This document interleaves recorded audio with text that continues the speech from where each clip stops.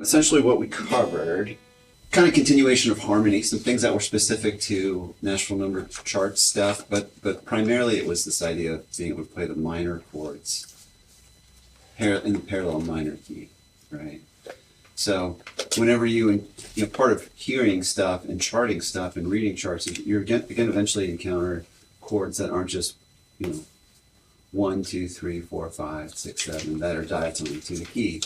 And those can be kind of confusing to hear and to understand at first, but most often that is coming from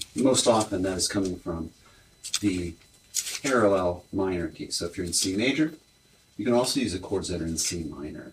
This happens a lot, right? So you get chord progressions that end up sounding like right.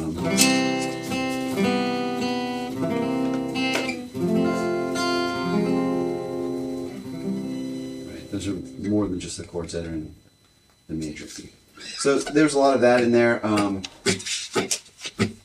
Struggling to remember what else we covered. It doesn't matter. It's all in there and written down, so you can take a look at it.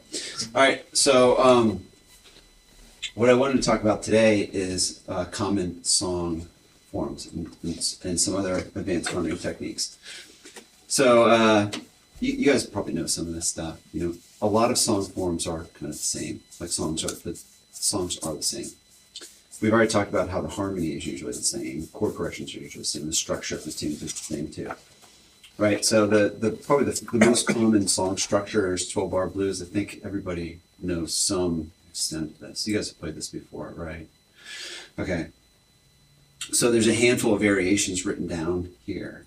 Right. There's two things that will always be true in a 12-bar blues, and that is bar 5 is the 4 chord, and it's 12 bars long, right? But there's countless variations of these, and it's a good idea to be able to hear some of these. Kind of trains your ear. Everyone knows the basic version.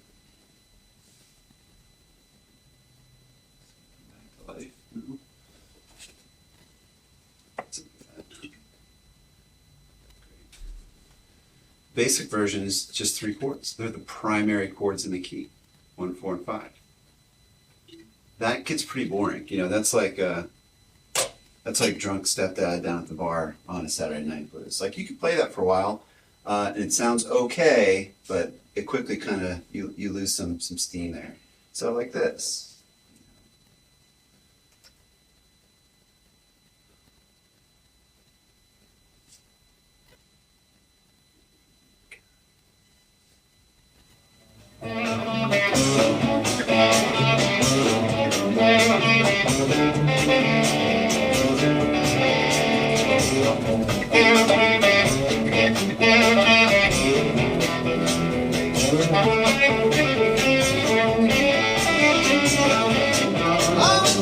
Okay, super easy, right?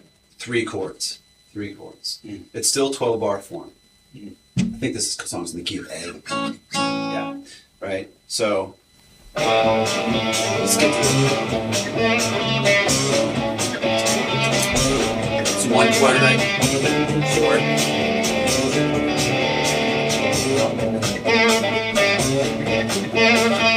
5. 1. Doesn't even really play.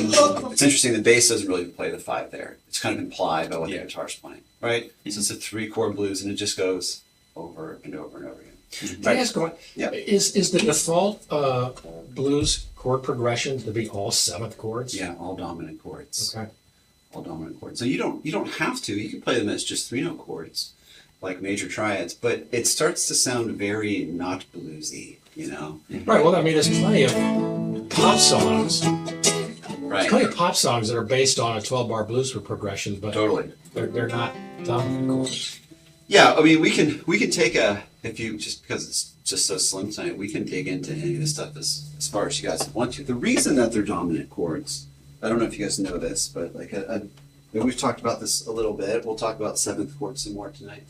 But a dominant chord, or in this example, A7, right?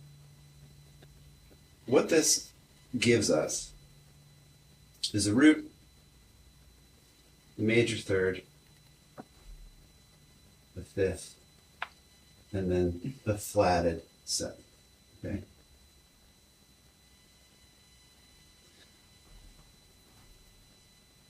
This thing is really important. The relationship between the third and the flat seven. This is quite a crunchy sound.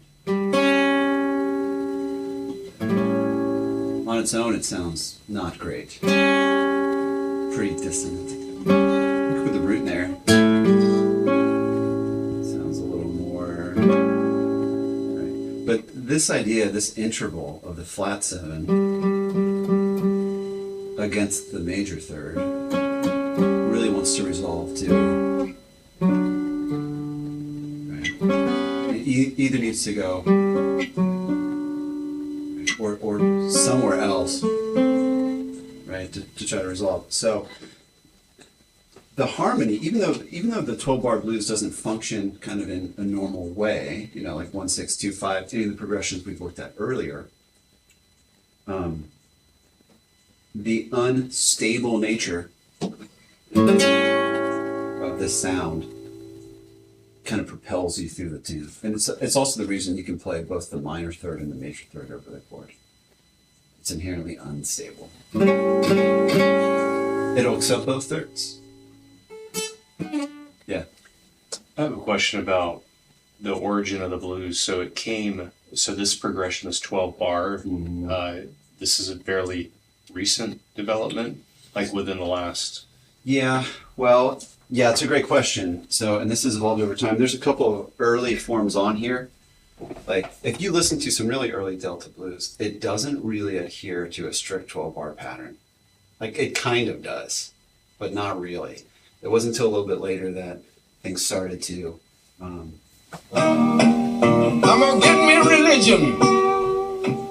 I said I'm gonna join the Baptist church. I mean, just preach it, right? Like, you just change the chord whenever you're ready to change I to said the I'm chord. gonna get me religion. Still the same chord, right? I said I'm gonna join the Baptist church. You know, I wanna be a Baptist preacher. Right? Just goes on and on. So, yeah, the evolution of blues progressions is something that I think a lot of musicians and players might miss at first, right? So early on, the Delta stuff was just, you know, it was spiritual music. It wasn't really like a song structure. But later on, you know, like in the 30s and certainly in the 40s, you started to see this song format that would happen. I think W.C. Handy is often credited with kind of putting together a you know, writing it down and saying, hey, this is the form of the blues. So which came first, the lyrical structure of the blues, where Yeah. you repeat the first line twice, but different chords over the second Right, second line? the call and response. So the lyrical structure came first, right? Because that came prior to any instruments at all. That was something, unfortunately, that you did when you were forced to do manual labor. Right. Yeah. And then that once we had the 12 bar progression, it just kind of remained in most modern music and just kept being used and used over and over again. Yeah, exactly. You know, of course, you find this in all forms of music, bluegrass, of course, country, right? They have a slightly different feel to it, but like Folsom Prison Blues is a 12-bar blues that just uses 1, 4, and 5. Yeah. It's got like a 2 feel, like a train beat, but it's the same thing, Yeah. right? So, you know, and all these are worth learning and playing will certainly start to develop your ear. So, you know, that early form of blues, country blues or like rock blues, people still play this stuff, you know, and it's great to play and to hear, but you know, black musicians kind of kept evolving this form a little bit. They stuck to the 12-bar duration, but they started to add more stuff into it. You can really start to hear this in like the late 30s and 40s, right? So, you know.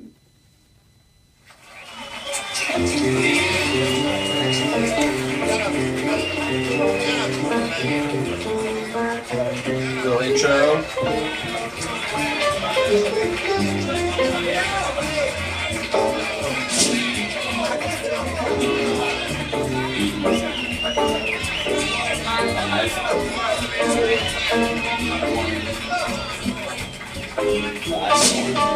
on top of the floor.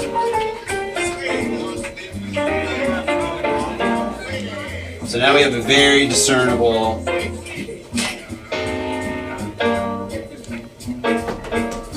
But you can tell if you listen closely to the bass line and the harmony,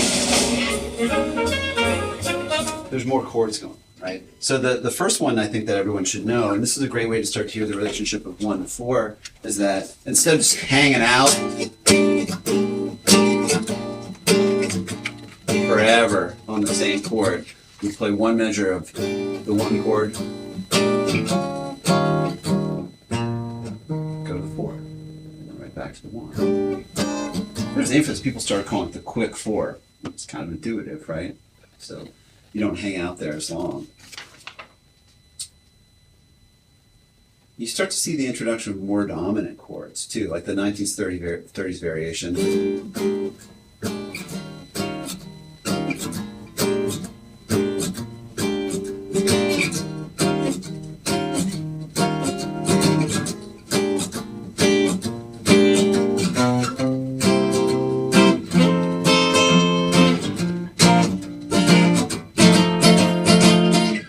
Right? It's that kind of like Mamie Smith kind of thing going on.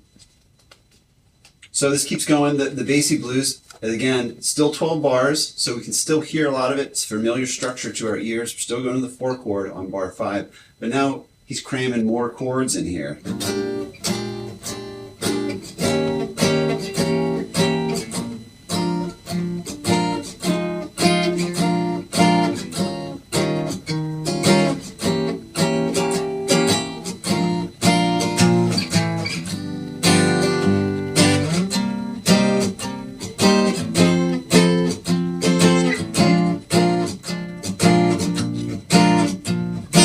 Interesting, right? As you start to develop more harmony. Okay, this thing goes on, and then you get, we're getting now into like the 50s, right? And then we start to have what are called city blues, which is really, it's not super important unless you want to play kind of swing music or jazz or bebop. But it's worth noting that these same people who got so good at playing the blues started to expand the chordal stuff, expand the harmony. So now you have kind of Charlie Parker and stuff happening. Still 12 bars.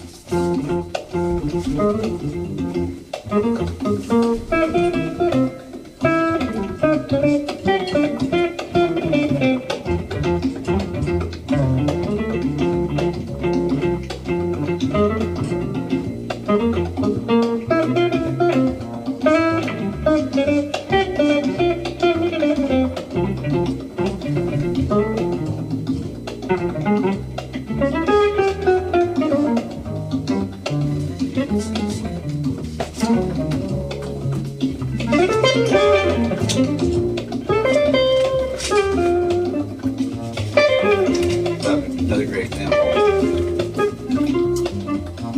Yes. I mean, that one you just played, I wouldn't have been able to even identify that as blues except for hearing the 5 chord when they got to it. Oh, okay, well now I know what Right. that is. Totally. There are parts of it that we were like, oh yeah, I can hear that's a 4 chord, or I can hear that's a 5 chord. Or if you want to sit there and count it out, you're like, well, it's 12 bars, and it just keeps going over and over again. So developing, we could spend hours just talking about the blues and its evolution. And oftentimes blues aren't written down. You just say it's a swing blues, or it's blues, or whatever it might be, or rock blues, and you should know these forms, right? But listening to them is a great vehicle to develop your ear. You start with the basic form, and you kind of just add more and more stuff. There's something really magical about it. You can still play the same kind of like down home blues licks over more complex chord changes. It will still work. It's one way of making things sound more interesting without actually having to play a bunch of different language as a soloist. It's kind of cool. There's someone that's really good at this, Joe Pass, great guitar player. He always, to me, always did a really great job of playing kind of like, straight ahead blues licks, and then would throw in some interesting stuff, right? So check this out. I mean, that's just a great blues like any guitar player should know. There's nothing too foreign in here yet. So here's the beginning of the form. Man doesn't quite come in the right spot. 4 chord. 1. 4. Sharp 4. 1. 6. 2. 5. 1. 6. 2. 5. So cool stuff, right? Just adding harmony in here. And really important song. It might be the most common, song form in Western music. Everyone should know it. You should be able to hear the changes. Start slowly and listen through this stuff, and you'll be able to expand your ear really quickly. Okay, so other than that, the 12-bar blues, probably the most common is the 32-bar AABA. This is still used all the time. Occasionally I'll learn a song like, oh, it's that thing. The idea is that there is an 8-bar A section. We'll repeat the 8-bar A section. Then there's the middle 8 or the bridge, the B section, and then the final 8-bar A section. Right? So it's a total of 32 bars. There's some examples written here, right? Almost anything from kind of Tin Pan Alley, the Great American Songbook, will follow this song structure. Broadway. Broadway for sure. Yeah, all these tunes kind of have the same structure.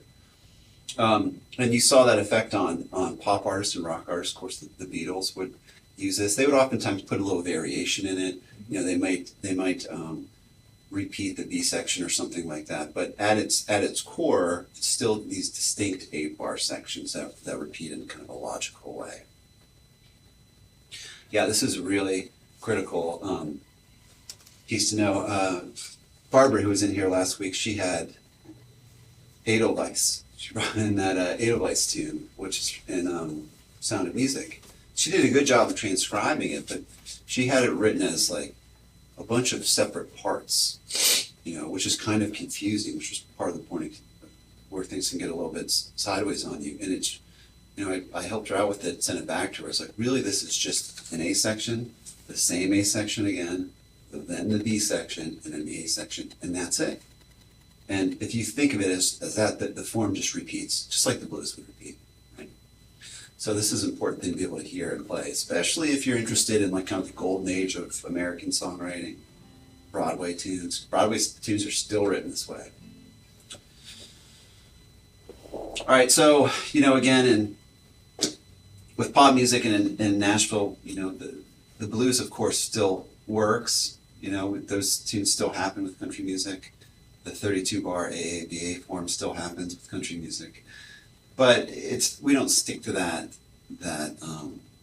structure strictly anymore, right? So, at least understanding or being able to call out specific parts of songs, there is a lot of consistency there, right? And they're written down there: introduction, verse, pre-chorus, chorus. Some people will call the thing that happens after the chorus the post-chorus. That's not really a Nashville thing. We call it the turnaround. Bridge, solo, outro. Those are all common things you'll see on a chart, and it probably should be written on a chart if you're writing for someone else. Of course, there's the vamp. A vamp is when you just hang out on a couple of chords. This is James Brown. James Brown songs are just the vamp. There's never anything else really going on, right? A lot of the songs just stay on the vamp. It's like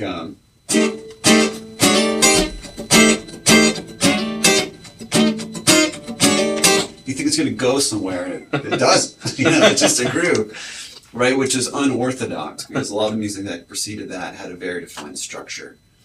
And you would maybe change to a different chord whenever James Brown decided it was time to change. So it was unique in that sense that it didn't have the same kind of predictable structure. What's wrong with just forgetting the structure altogether and just doing whatever you want? Nothing. Nothing. And in fact, you probably should. I mean, this is ultimately a creative endeavor. The reason it's important to bring this up is because it's really good for training your ear, being able to quickly listen to, like Edelweiss, instead of being like, what the hell's going on? You can get A section, another A section, another B section, another, and you can hear how the chords are the same in the A sections. But yeah, I mean, ultimately, this creative endeavor, you should do whatever you want. Now, as we look at, like, since we were talking about Nashville number system, if you start to transcribe a lot of contemporary Nashville tunes, modern country tunes, you'll find that the structure is pretty much the same. Now, it's not the 32 bar form anymore. It's not the blues, but it's definitely like and it's gotten compressed over time, you know. But there's almost always an 8-bar intro, then you have an 8-bar verse, another 8-bar verse, 8-bar chorus, and then the turnaround, what some people call post-chorus, which is half of the intro. It's 4 bars, right? Another 2 verses, chorus, and at that point you're either doing a solo or the bridge.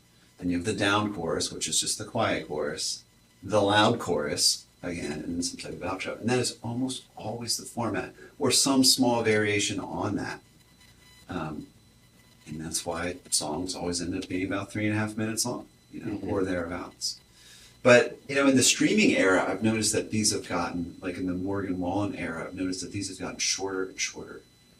Specifically, the intros will be less, you know, it'll be a 4-bar intro, and the turnaround will be 2 bars, right? And there's the second verse is usually chopped in half, right into the chorus again. So it's more of a condensed, compressed version, but it still is kind of the same format of a pop song. Is that pop or country or just both? Well, they're kind of both. Both, yeah. You know, it depends on what era you're talking about. That's why looking at the historical components of this art is relative, right? It's like looking at the history of the blues, how it's kind of changed over time. I mean, right now for me, you know, when I'm writing tunes down, country music, contemporary country music is the same song format as pop music. It's the same thing. They're not doing anything different. It just has some different language and some different sounds in it, but it's the same trick over and over. And they're both getting shorter. You know, now it's like, you know, you have to get to the hook like in 20 seconds. You know, I'm serious. Like where that did not used to be the case. And again, to your point, we're talking about commercial music here. If you're creating music for the sake of art, you can do whatever you want. Sure. You should do whatever you want. You don't have to use any of these structures, but knowing some kind of historical context and knowing the structures that are commonly used will allow you to quickly write down and quickly learn stuff like very fast. Okay. So yeah, that's, you know, if you spend time transcribing, like transcribe, you know, depending on how hard you want to go on this, you know, write one chart a day, you know, and if you want to keep it within, you know, go to Spotify top 50 in the USA, whatever the top songs are, and like chart 1 a day. You'll see that it's all kind of the same thing. Okay, so song structures and the history of song structure is important to know to train your ear to be efficient.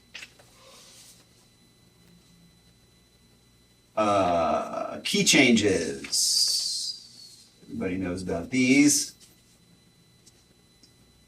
Right, there's kind of 2 reasons to do this. One would be to change keys for a different singer. Right? Islands in the Stream, the Gambler, and Dolly, right? When you're doing it, random question. When you're doing a chart, do you credit the recording artist or the writer? Usually the recording artist, because we want to know which version. Okay. Right? It's like- Barry Gibb, right? I don't know who wrote this. Maybe it is Barry. It's Gibb. Barry Gibb. I'm Okay. almost certain. Cool. Yeah. You know, that would be nice to know. And if it were more about learning about the history of the song rather than being like, it's a Dolly version, you know, the definitive version, right? It's kind of what we're looking at. All right, so this is an example of a tune with a key change that is really specifically for Dolly, right? She sings the chorus, but up until this key change, you know, it's mostly Candy, right? You guys have all heard this song. Sure. Take a listen. You can hear the key change. It's done really well. That you almost don't even perceive it unless you're listening for it. Pull it back up.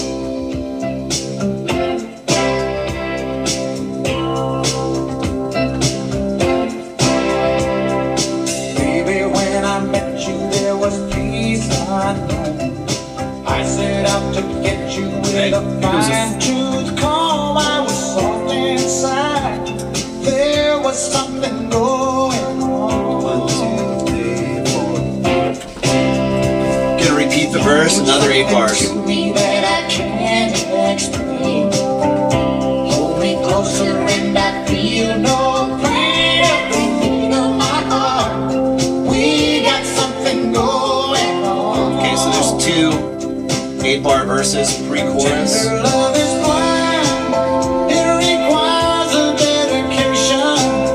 All this 4 love minor, singing from the parallel minor. Conversation, right together, making love with each other. Islands in the stream, that is what we are. No one in between. How can we be wrong? Sail away with me to another world, and we rely on each other. From one lover to another. Check it out.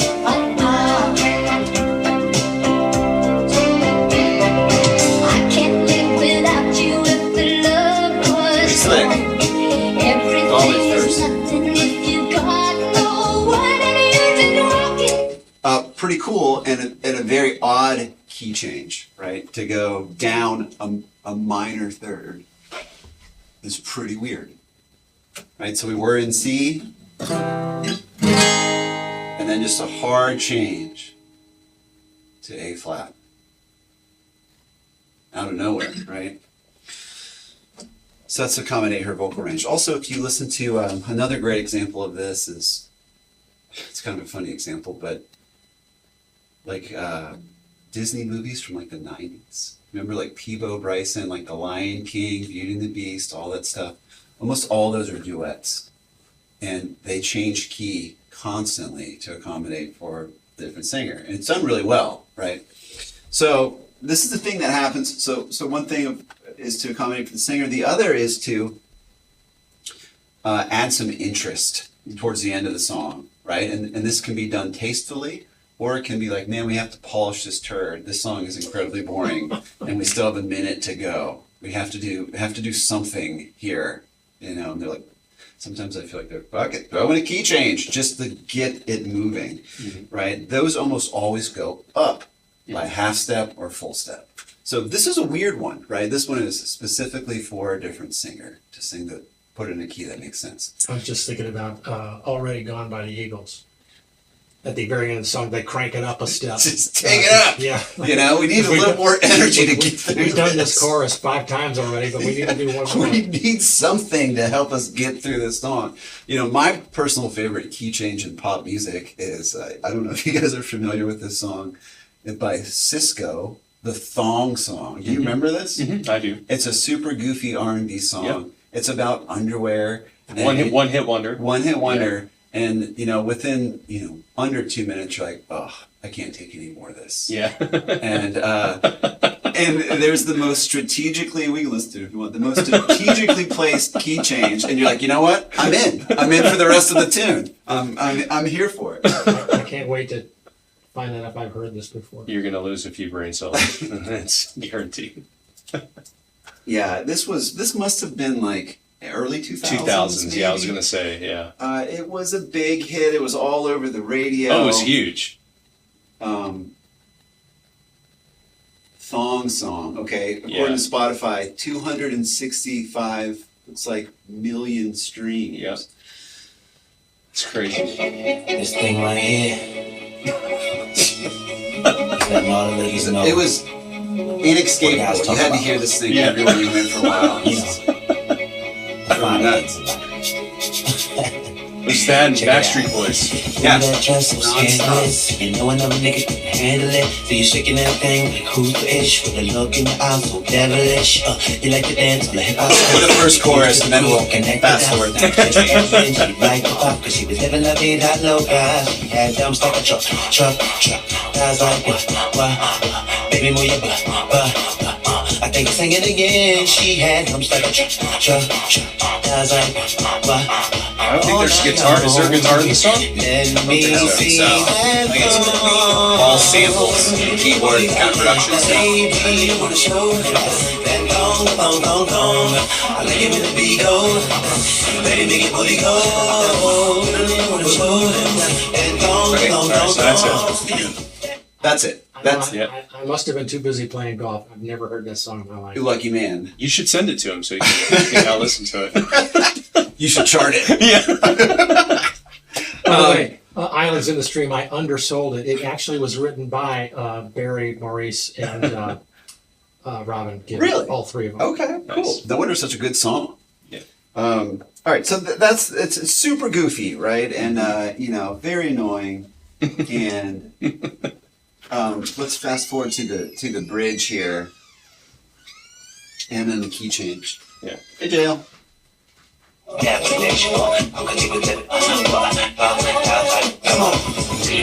All right, so we get in this weird bridge thing that starts happening.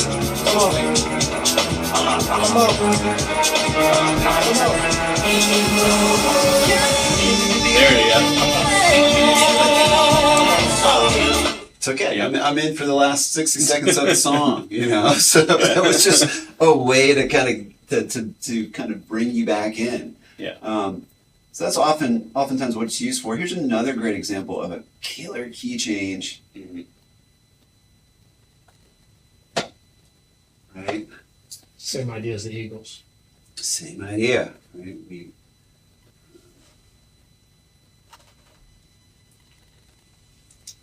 The intro is on the 6 Yeah. and the 4. Is this a 2? Yeah, there we go. Right, so the intro is a 6, right? We're in the key of G. It's got that E minor theme.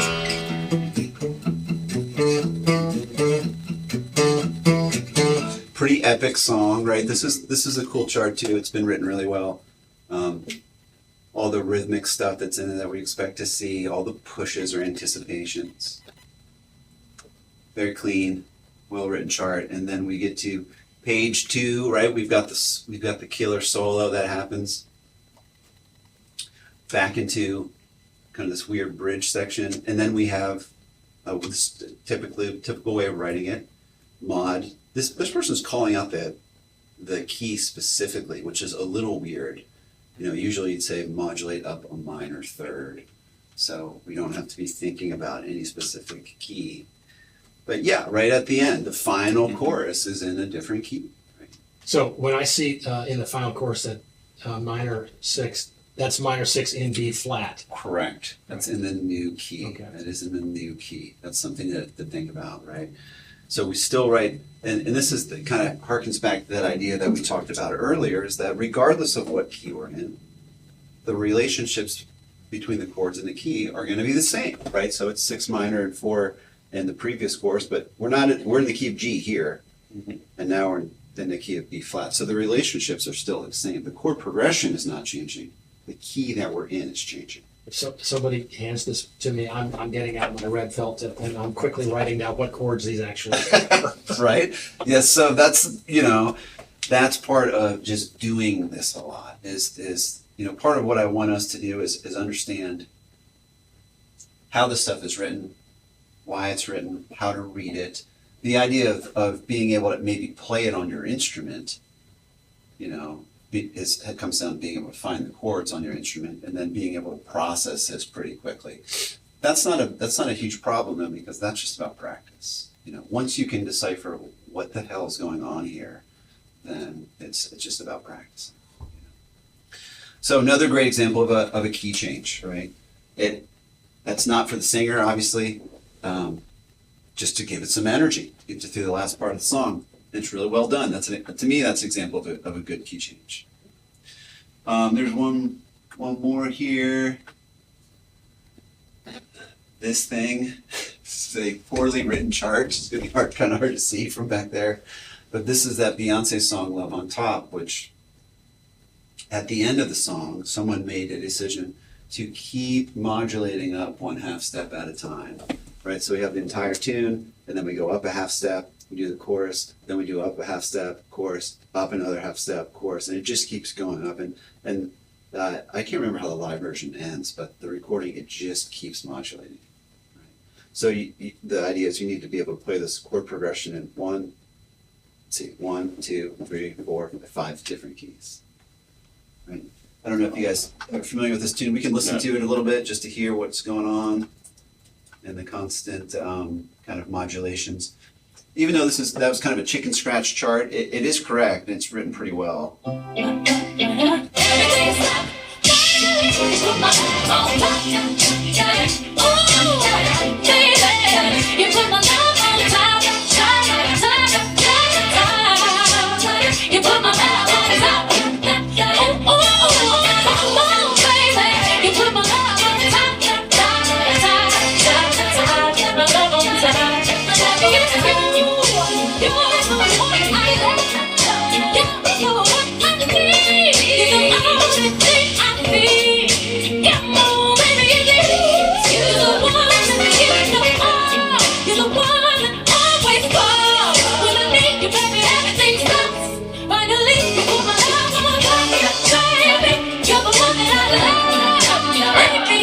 Goes on and on, you know.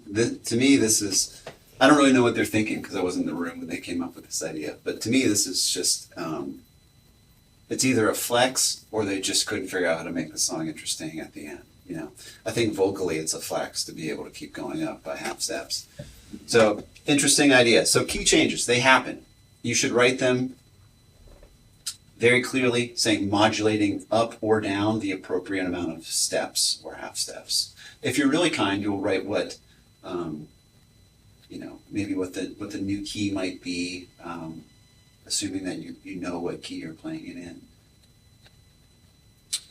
So be aware of those. Those happen. This can sometimes be a difficult spot for beginning musicians because from the guitar perspective, the capo can't save you.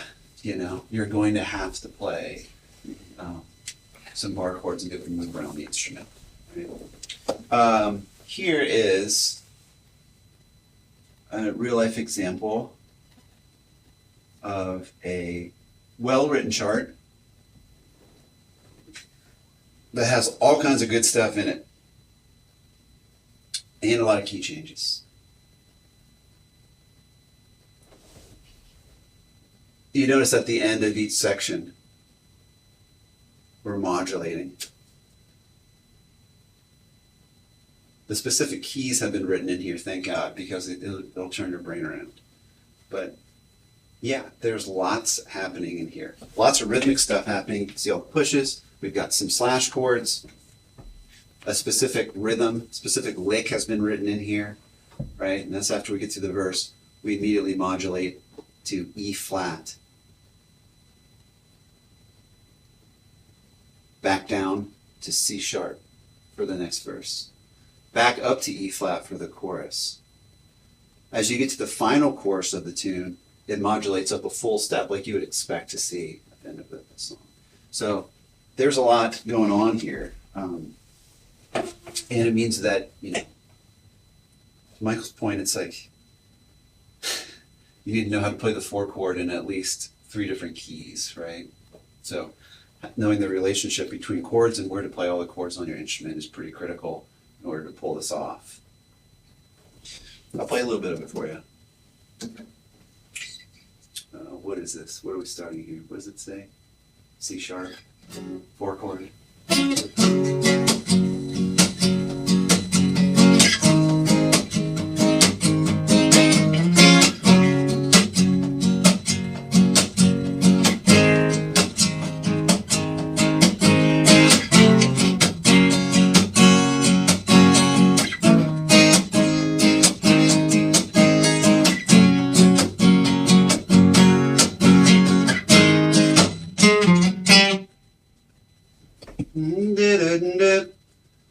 Now we're in a new key, right? We're in E flat.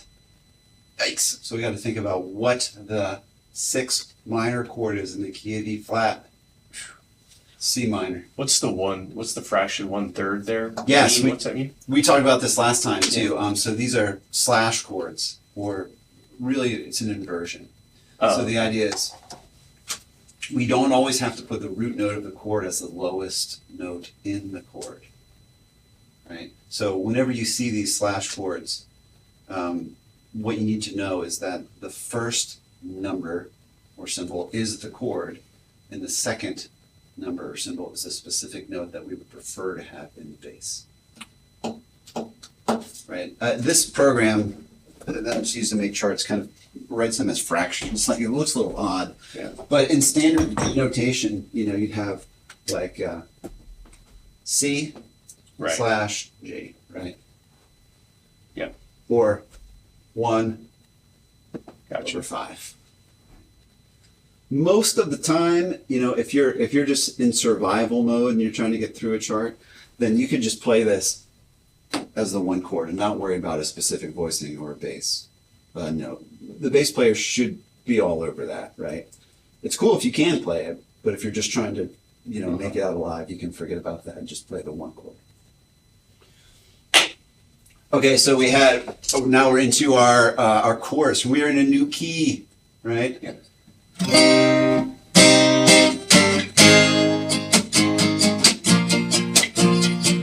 We're going to repeat this. You can see the repeat signs around this. We talked about that last time too. Now we need the 2 chord.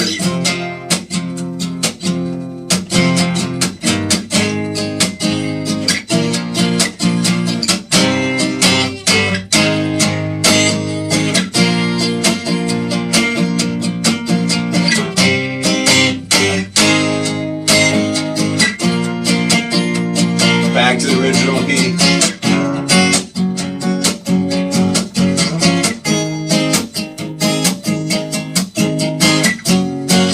All right, so that one's a toughie. It happens from time to time.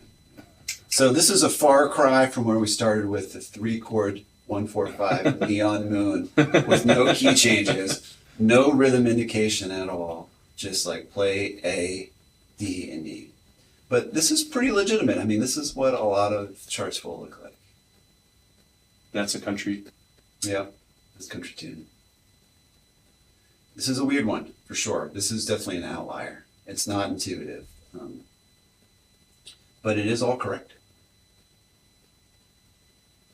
Okay, key changes. They happen. So, be prepared for them.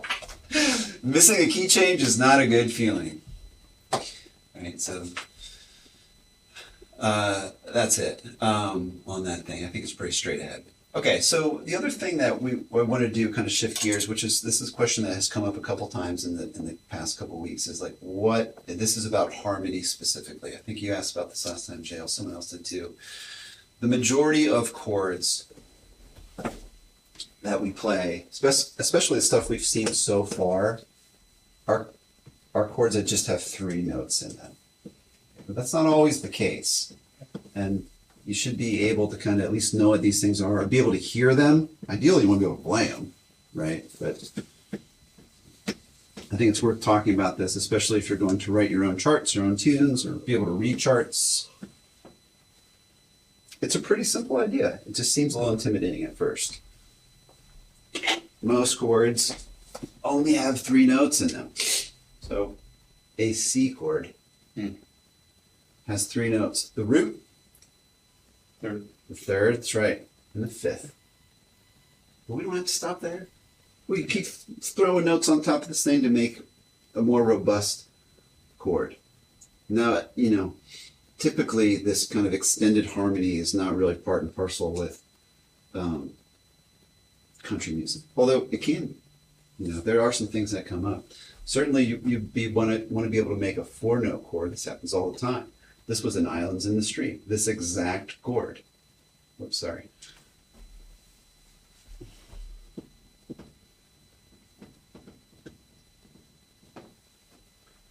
Root, 3rd, 5th,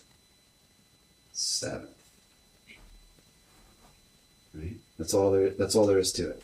We would write this as C major 7. This oftentimes gets abbreviated, especially in natural number charts, as C with a little triangle. Why? Because it's quicker to write a triangle than to write major 7. That's all. So it's good to know what this means.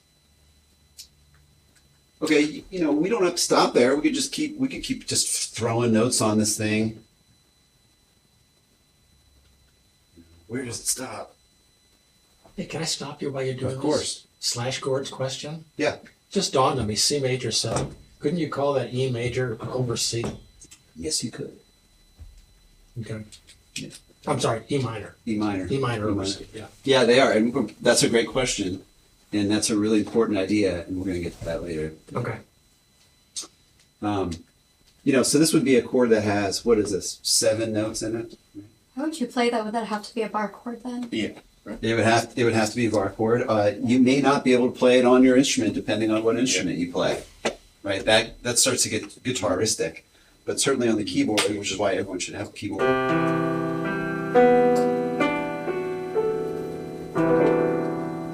Cool. That's a very expensive C chord.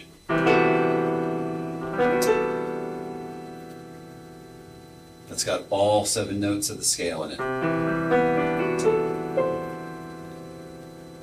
Very cool. The good example that we like to use for guitar players, I think I may have played this for you guys last week or the week before. Right, let's put this into guitaristic terms. This old thing, right? People's chord. So this is where it kind of, I don't want to spend too much time talking about guitar specific stuff, but you know, this has to do with ear training too. It's like, well, what notes are we actually playing here? G, B, D, G, B, and another G. So there's a lot of redundancy. We got the same note 3 times. Call it whatever you want. It's G, but it's clearly the same note 3 times. We're playing all 6 strings, just playing our heart out, but it's still just a basic 3-note chord. We could get by with just playing this. The same thing's being communicated. Or maybe more. This would all work. Here's a G chord that has all 6 strings and 6 unique notes in it.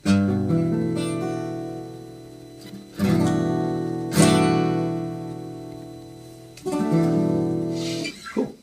Might not be appropriate for what you're playing, but it's cool to be able to know what's going on.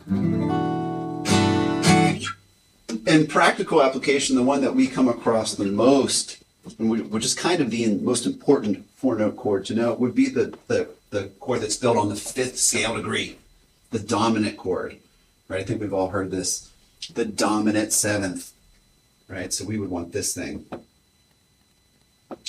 C, E, G, and B flat.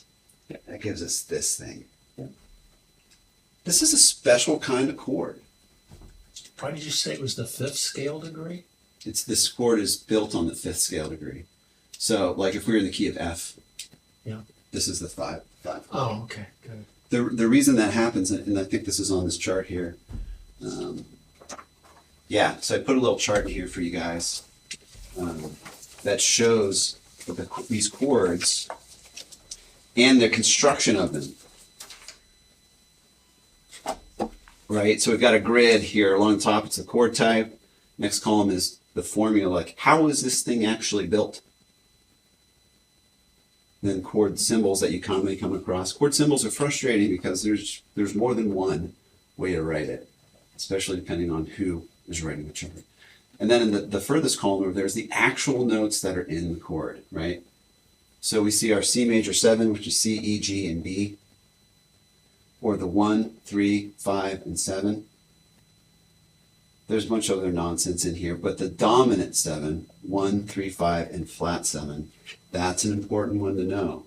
That particular composition of a chord, 1, 3, 5, and flat 7, only naturally occurs on the 5th scale degree. It's a 5 chord. It's a dominant chord in the key. And it's really important. This adds to or maybe clearly defines the dominant chord's role.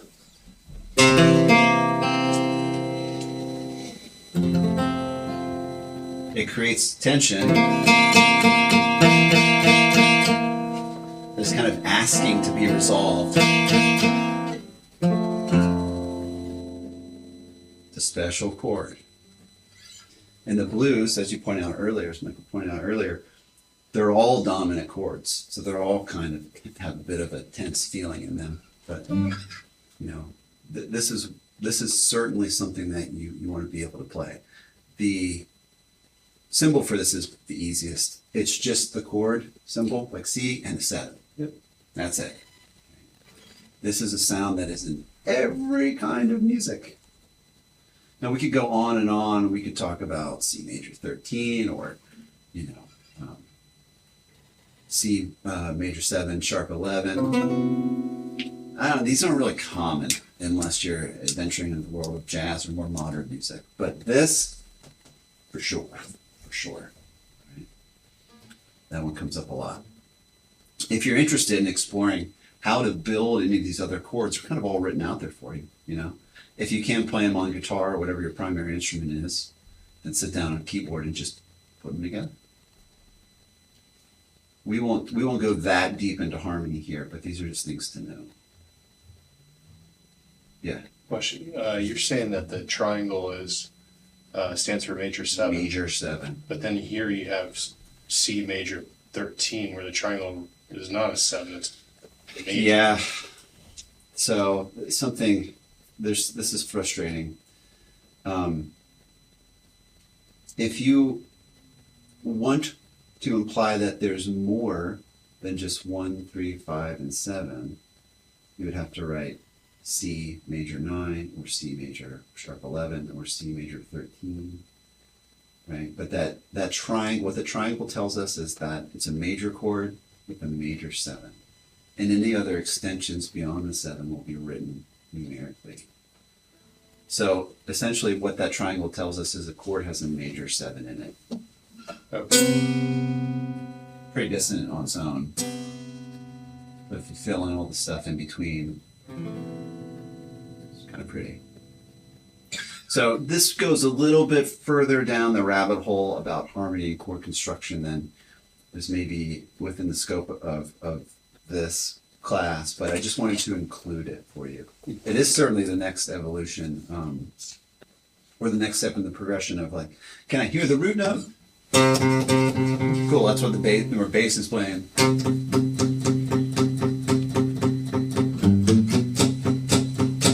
All right, cool. So it's definitely a C chord. I can find the bass note and then figure out, is it major or minor? You know, is it this or is it this? That's most of what you're going to encounter. Now, if you're playing different types of music, and really we're getting into the world of jazz, some R&B, you'll start to see these chords that have not only 4 notes in them, but oftentimes more. You know, all of a sudden your A minor sounds like it's pretty.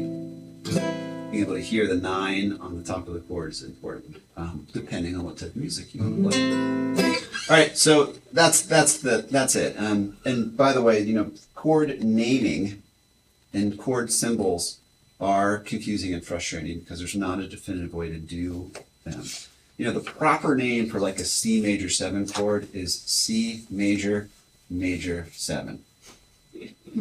And this thing would be C major minor 7. So we're talking, the first major or minor is referring to the quality of the third, and the second major or minor is referring to the quality of 7. That's just dumb, man. It's just annoying and stupid. So we always try to figure out ways to kind of shorthand this stuff. That usually comes at the price of leaving out a little bit of information. There's really no substitute for just developing and using your ear. Right? As intervals become more distinct and easy to hear, you'll be able to tell what's going on. Harmony. Good to know. Okay, let's talk about something else that happens pretty often. And it's good to know about so you don't get totally bamboozled and confused. chord substitutions. This is kind of what Michael mentioned earlier. It's like, well, if we put a different bass note over this particular chord, well, isn't it just now the same as C major 7? Yeah, it is. It is. And from an improviser standpoint, this is critical because we know that we can play the same E minor lick over a C major 7 chord because they are kind of the same thing, right? This idea is called, there's lots of substitution ideas. We don't need to get into all of them. The only ones that will really be practical if you're doing pop songs or country songs or rock songs are direct substitution or secondary dominance. We're going to talk about both. Direct substitution is pretty easy, right? So we have 7 chords in the key, but really we only have 3 sounds. It's either a tonic sound, subdominant sound, or a dominant sound. So what this means is that the 1, the 3, and the 6 are all kind of the same, just with a different bass note, right? We can explore this idea. You know, if we were to play, maybe we'll play, you know, like a C chord, right? If we change the bass note, right? So the 1 and the 6 minor, kind of the same thing, right? You know, if we were to play like an E minor 7 chord, or even just a regular E minor chord, well, this sounds an awful lot like could be a C major 7.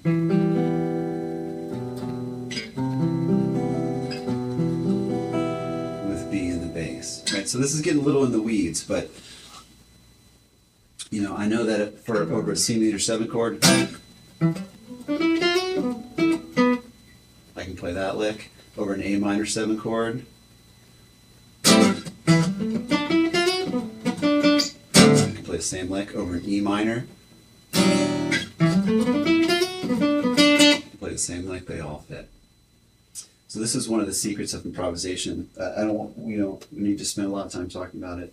What's more practical or useful is if you're writing songs or trying to write charts. You know that if you have a 1 chord, 3 chord, or 6 chord, they're kind of interchangeable. The same is true with your subdominant sounds, the 2 minor and the 4. Right? We can see this. What's a good way to illustrate this? Like if we're in the key of G. Our 2 chord in the key of G, A minor. What if we just change the bass note to the 4? So G, A, B, C. Check it out. What's the difference between the 4 chord and the 2 chord? Bass. Not a lot. I know that any C major lick will work over C and also work over A minor. Okay, this is a cool idea. It's also a way to get variety. Like when I'm working with songwriters who are kind of just getting started, oftentimes, this may be desirable now, I don't know. They have a 4 chord loop, and it's the same chords the entire song. So one way to make that interesting is this idea of direct substitution. Be like, okay, instead of the 1 chord, we're going to play the 3 minor or the 6 minor. So you could have the singer could be singing the exact same melody in the second verse, but you substitute some of these chords. They sound perfectly good underneath the melody, but they just make it a little bit more interesting. That's exactly right. That is exactly the idea. They will work. They have the same job. Like these, you know, the 1, the 3 minor, and the 6 minor all work in the same cubicle together, right? They're doing the same job. So, the 2 chords that immediately come to mind, I'm sure it's no coincidence that they're relative major and minor, is C and A minor. Sure. So many songs, you're playing a C major, you could just as easily play an A minor, it sounds just as good. Absolutely. They have a lot of the same notes. They kind of have the same job. They have a tonic sound. One is the major version of that, and one is the minor version. So improvisers, especially jazz players, figure this out really quickly. It's like, what is one way? So you spend a lot of time noodling around, like you very kind of get tired of yourself, right? So it's like, well, what is one way to make this A minor chord more interesting instead of playing the same old tired A minor lick?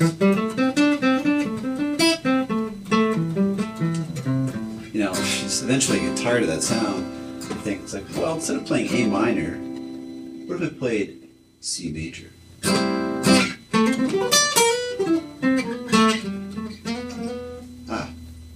Bingo, right? And still play the same stuff. It's gonna have a different color. Yeah. You said the 1, 3, and 6 are the Correct. same. Can you go back to the C? Yep. Yeah, and so do the 3.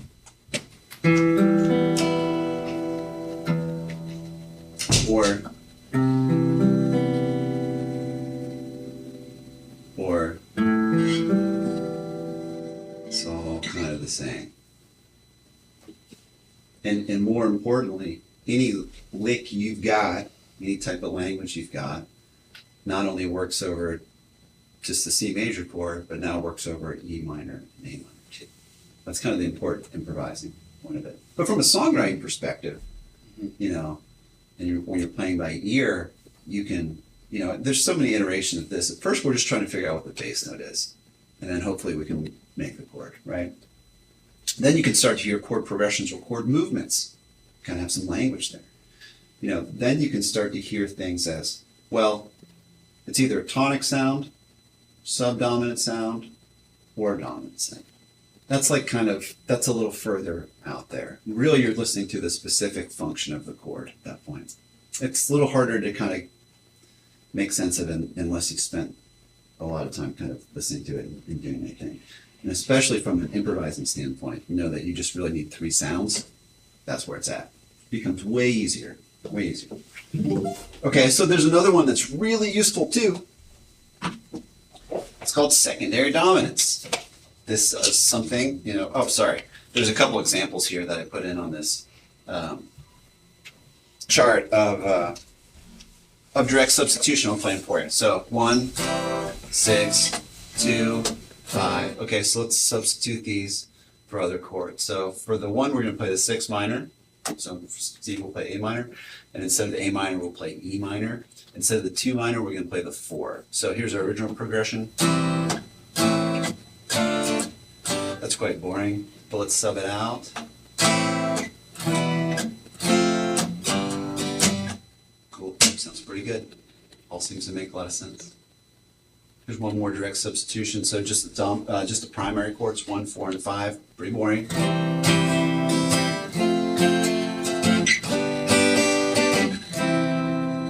Let's sub those out. So for the 4 chord, I'm going to use the 2 minor instead. Basically the same thing. And for the final 1, I'm going to use the 6 minor. Basically the same thing.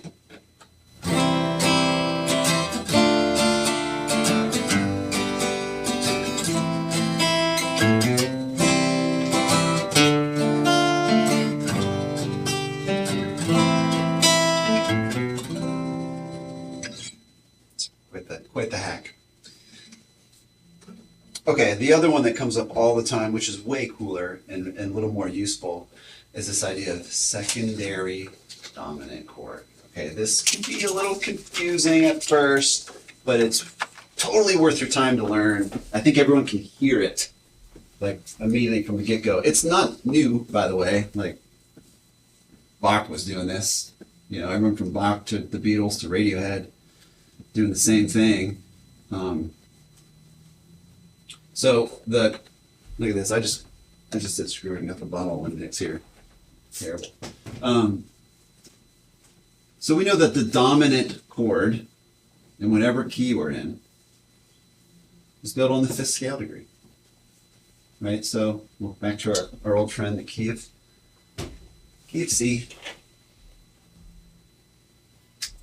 Right? So we've got C, E minor, all the classics, F, G, which are dominant chord. Let's make it a 4-note chord. So G7, A minor, and D diminished. Okay, so this is the dominant chord in the key. Its primary job, its sole purpose in life, that once you play it, is to kind of send you back here. Because of the tension that is created in the chord. It just feels right. Once we hear that G7, we kind of want to go back to C.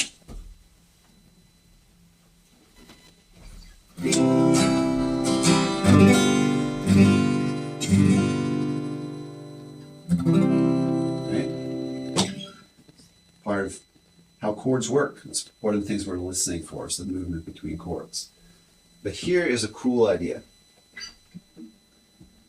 We can insert these chords not based on what key we're in, but thinking about what chord we might be going to. This is awesome, right? So we might have a very vanilla chord progression that goes C, A minor. It's this damn thing again, right?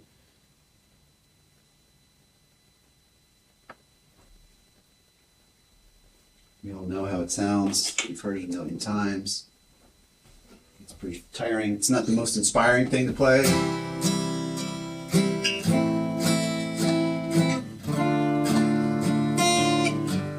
Right? You hear that coming from a mile away. Pretty boring.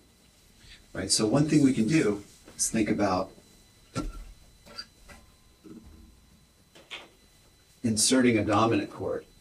Not the dominant chord that's in the key of C, but temporarily kind of shifting and thinking, what would be the dominant chord in this key? Right, so this is the next layer of being able to kind of know quickly what the chords in a key are, right?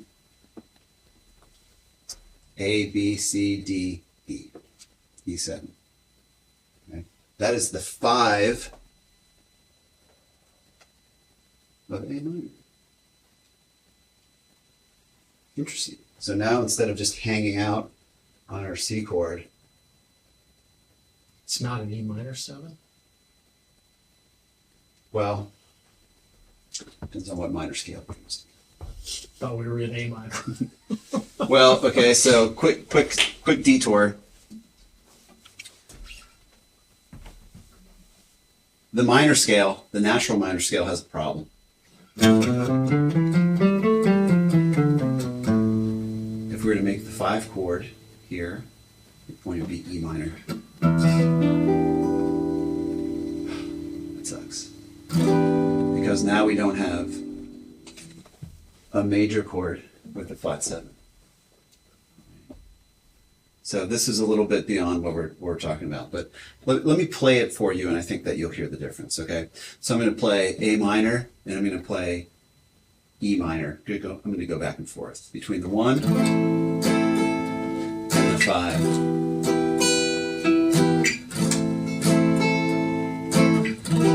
Maybe we'll throw the 4 in just for good measure.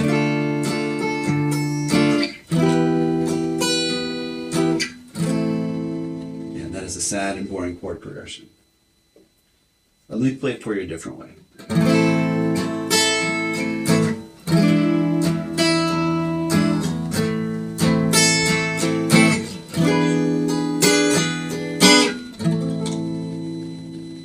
Okay, can you hear the difference between those two?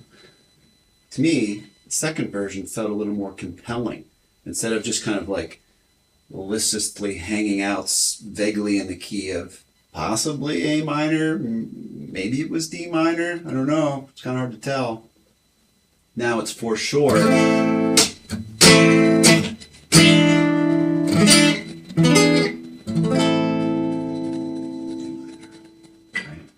Sounds kind of Spanish. Totally. So what happened? Well, in the first version, the 5 chord is minor. This is a real buzzkill. But those are the chords that we get. Use the A minor scale. This is a problem. and composers have been knew this hundreds of years ago. They said, so wait a minute, maybe we make one tweak to this A minor scale. I've got an idea. What if the scale sounds like this?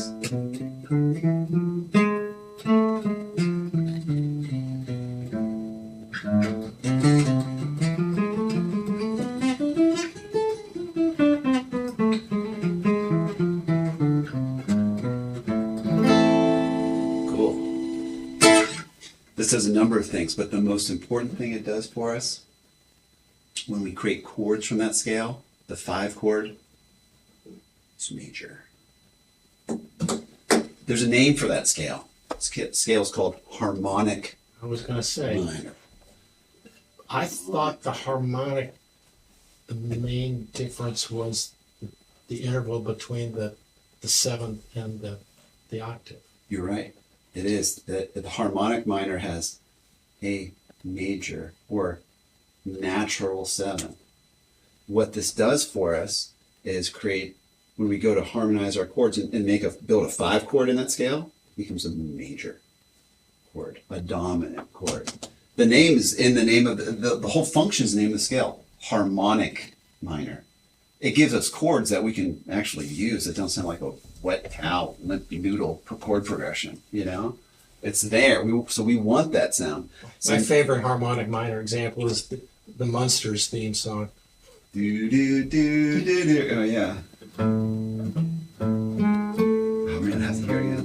Da, da, da, da, da, da, da, da, Oh yeah. da, da. Kind of sounds like Tetris too. So it has this kind of interesting sound to it.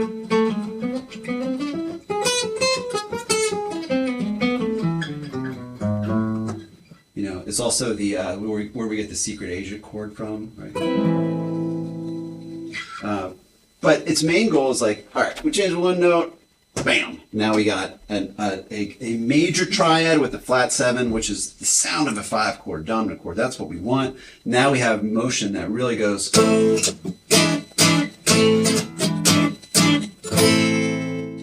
Cool. That's something we can work with.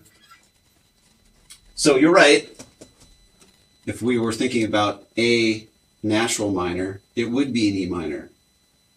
That's a shitty scale to make chords from. So we're thinking about A harmonic minor. So now this gives us a cool little detour. Instead of going straight from C to A minor, we can take this little whoop, detour. So we're thinking, I'll play it for you first. It's a sound you've heard all your life, right? First, let's go back to the original version without the substitution.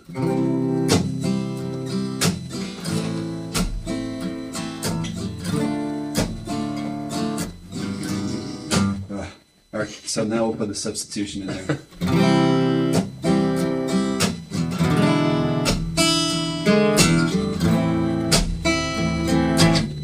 Way better, way better. When we arrive at the A minor, it's by way of the E7, it's way cooler. It sounds way more satisfying and way more interesting.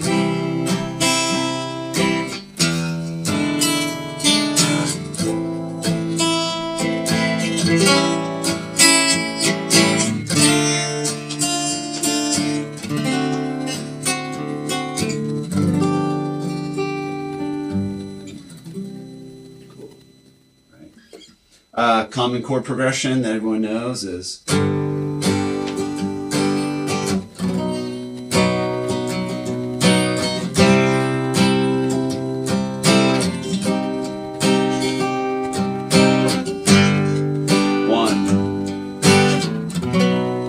major 3. We can even make it a 7, right?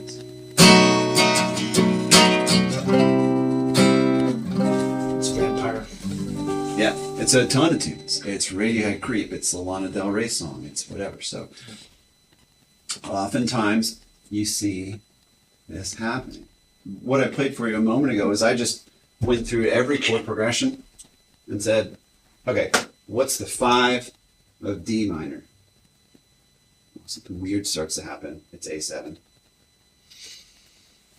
So now we have a little detour here.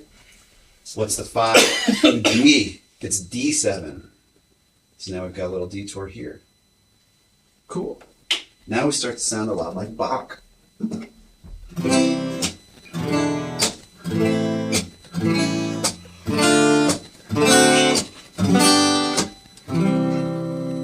Sweet. You can literally do this anywhere. You can just think of what is the 5 chord, not of the key I'm in, but of the chord I am going to. I want to take a detour. Right? So this is beyond just thinking about what is the 5 chord in the key of C? G7, right? So once you have the basics down, now you can say, what is the 5 chord of the 5? The 5 of 5. Whoa. It's getting nerdy in here. The 5 of 5 gives you a major 2 chord. This is sound you've heard all your life.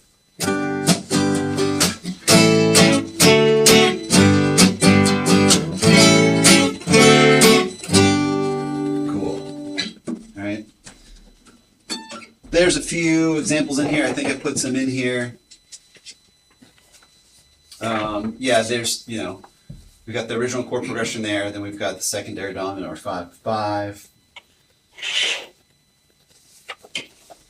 Did I put any songs? I don't think I put any songs in. There's just so many tunes. It's like every Beatles song. I mean, there's just so many. It's like so many Bach pieces. It's just a way to create some interest. It also is very helpful. When I was a kid and first learning this stuff, I'd be like, what?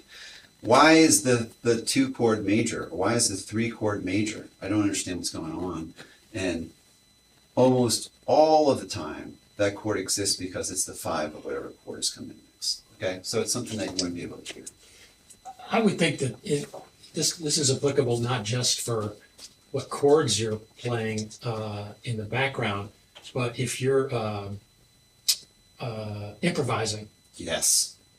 100%. You don't have to 100%. You could take little detours between the C and the A minor. Yeah. That's again, a lot of these things, and by the way, all this stuff starts to become connected. Your ability to hear chords and think about how they're structured within a song, what their job is, and then soloing over them, all that stuff.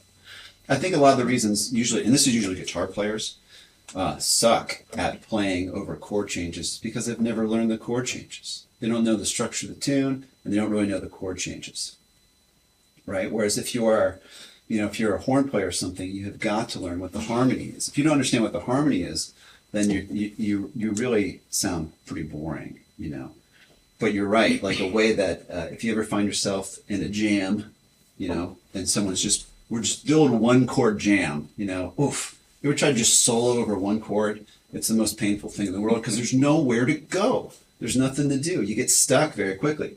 But you can start to imply this very idea. We're stuck.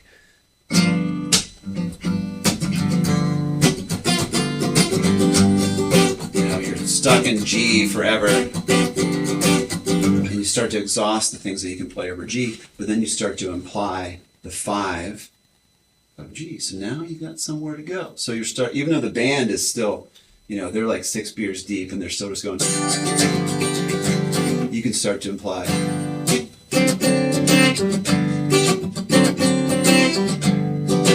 You go 1 step further and go.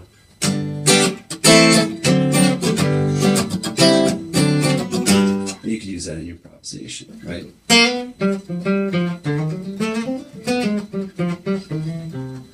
Start to play changes that aren't there. The phantom changes. That way you have something to do. Right? So yeah, that's exactly right. That's exactly right. Yeah, guitar players are terrible at this. I don't want to go on a guitar tirade here, but they'll want to play the blues, right? You want to solo the blues because, of course, it's awesome. It sounds great. They'll go to play the blues and they don't know the changes. That's why you just sound awful. It's like if you can't navigate this, or if you can't hear this sound,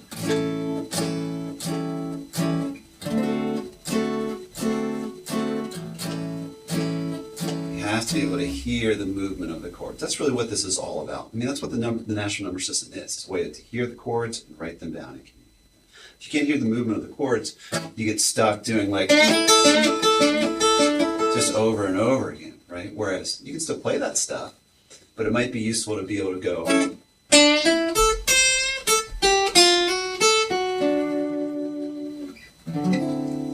play the changes. Yeah, this is like the number one pitfall people, improvising musicians make, but guitar players make. They want to start to solo before they know the chords. You have to be able to hear and feel the chords change, right? Okay, so I think that's it. I think that's all I had for us this time. We have left. Yeah, we're pretty much there. Okay, so we have one session left, and I would like to do the same thing we did for our second session. I'm going to write a chart and bring it in. I have a quick question. Yes. Is there a good way to go about like getting started with like writing a chart? Yeah. Okay, because I was trying to do it and I was failing. Okay. Pretty. What do you have? I can show you. Show me what you got. This is It's what pretty we bad. did. It's only partially completed. Yeah. This is what we did.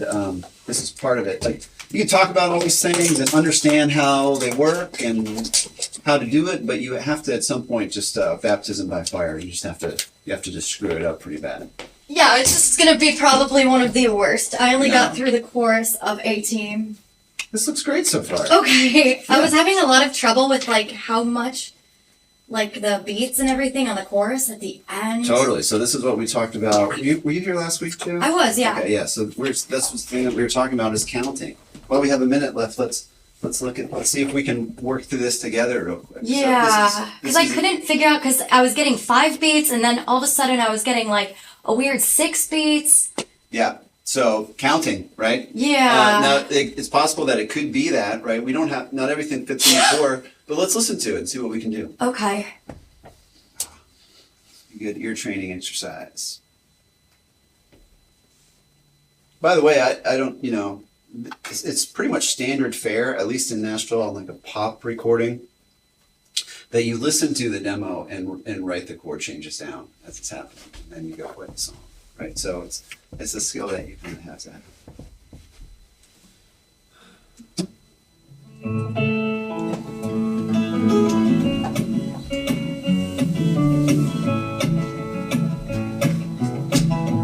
White lips, pale face, breathing in snowflakes, burnt lungs, sour taste.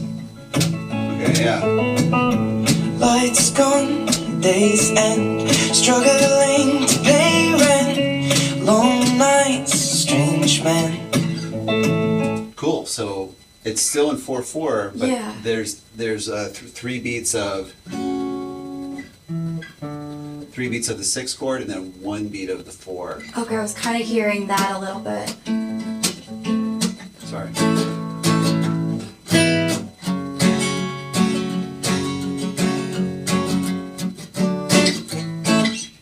Okay. So they're not even split bars. 3 beats of 6 and 1 beat of 4. So you're pretty close. Okay. It looks like you actually had that written here at one point, JL. 3 beats Yeah. of 6 and 1 beat I was of 4. kind of going back and forth, flip-flopping. I was like, I'm not sure. Blah. Yep, that's right. That's Okay. right. They say she's in the class 18, stuck in her daydream. Been this way since 18, but lately her face seems slowly sinking, wasting, 3, crumbling 4. like pastries. And they scream the worst things in life come free to us, 'cause we're just under the upper hand.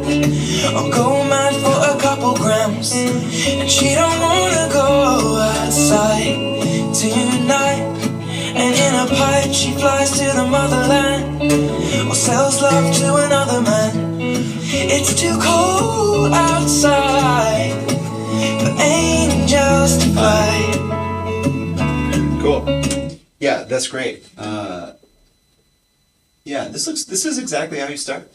This is Okay. great. We can go through this together too at some point. Yeah. you and I, but yeah, that's exactly it. So it isn't completely. No, this Far is a great start. Okay. This is a great start. Yeah, it looks really good. So that's exactly how you do it. You just have to jump in and start. Okay.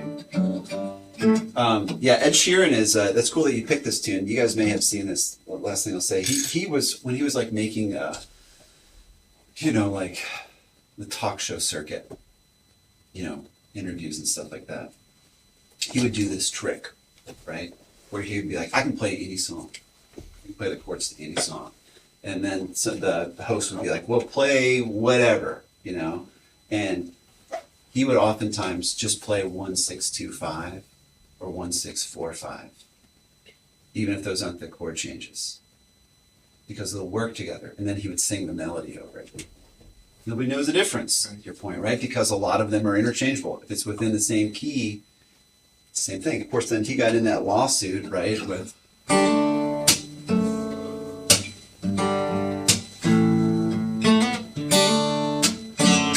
right, because it's the same chord progression and same basic groove as Let's Get It On. And so Marvin Gaye's estate sued him, and he lost, because you can't really sue someone over a chord progression. But yeah, so he would use this trick as like a gimmick. He's like, I can play any song. And it's like, whoa, you can't really play any song. You know how to use chords in a key, and you can sing the melody of a bunch of tunes. It's like the same trick we saw in that video of that comedy trio. Not all a lot of the songs do use 1-5-6-4, but not all of them. That it will work regardless of the melody, right? That's the whole point, that chords are kind of interchangeable in the diatones. If I wanted to steal somebody's chord progression, and since every chord progression has already been used, but if I had in mind to steal somebody's chord progression, Yeah. this is what I'd do: is I would substitute out chords. Yeah, that's exactly what it is. That's exactly what happens. I mean, you're going above and beyond. Most people are way more blatant about just taking the exact same chord progression, like Putting the new lyrics. exact same thing, you know? So even if someone was to you're saying that even if someone used the same chord progression in the exact same manner, that's not you can't win. Good luck, man. Even if it's the same, like Yeah. exactly. I think there was one successful lawsuit in music history. Yeah. That was George Harrison stole "He's So Fine" from the Shirelles or whoever it was. Right, and even that was a battle. It was the same chords, same chord progression. I believe it was the same key, and the thing that was the killer is it was the same melody. It was the same melody. Well, what about Vanilla Ice too, right? Ice Ice Baby with the Queen. Yeah, I don't know about that. I don't know if that was so much, I mean, that was a sample, right? Yeah. I think he sampled that. And I think that was, I don't know. I'd have to go back and read about this. But I think Yeah. that was in that point in like the late 80s, early 90s, when the music industry was like, hey, you can't sample stuff anymore, and they're trying to crack down on that. But I don't think that's quite the same scenario as coming up with an original song that you wrote, then somebody like, that's my song. Mm-hmm. That's pretty hard to do unless the melody is the same, Mm-hmm. chords are the same, the overall groove and feel is the same. Like, it's very difficult because chord progressions are just not copyrightable. They have a function. Yeah. It's like trying to copyright 1 + 1. It's Mhm. you can't. It just is, Yeah. But the melody certainly, that's something that you can sue over.